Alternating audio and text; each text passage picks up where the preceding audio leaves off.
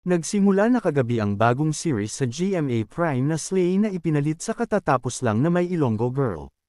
Pero matagal na itong streaming sa VIU na naka 12 episodes na nung huling sinilip ko at nasa top 20 naman sa naturang streaming service. Nasimulan ko na ring panoorin at talagang pantay ang role na ginagampanan nina Julian San Jose, Gabby Garcia, Mikey Quintos, at Isabel Ortega. Sabi ni Julian, hinding-hindi raw siya yung character na ginagampanan niya rito. Pero si Isabel naman ay medyo nakaka-relate dahil isa rin siyang law student. Natigil lang muna si Isabel sa kanyang pag-aaral ng law, pero gusto talaga niyang makapagtapos nito.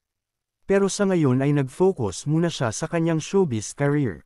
Hindi pa niya masagot sa ngayon kung eventually ba ay ipapasok na rin siya sa mga batang riles dahil wala pa talagang leading lady doon si Miguel Tan Felix. Pero sila pa rin daw at hindi totoo yung kumakalat na break na sila ni Miguel.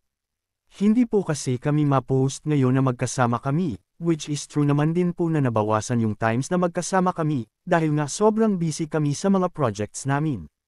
Porket hindi kami nagpo-post, hindi kami nag-uusap, hindi kami magkasama.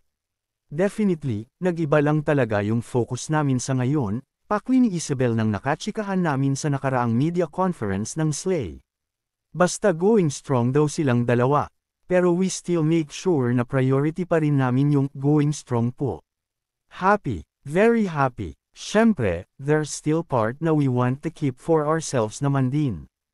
Pero open naman na talagang very, na alam naman ng mga tao na mahalaga sa akin si Miguel and vice versa, dagdag niyang pahayag.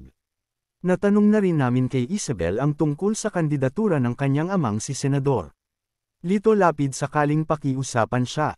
Willing ba siyang tumulong sa pagkampanya sa kanyang ama? Palagi kong ipinagmamalaki na daddy ko po siya.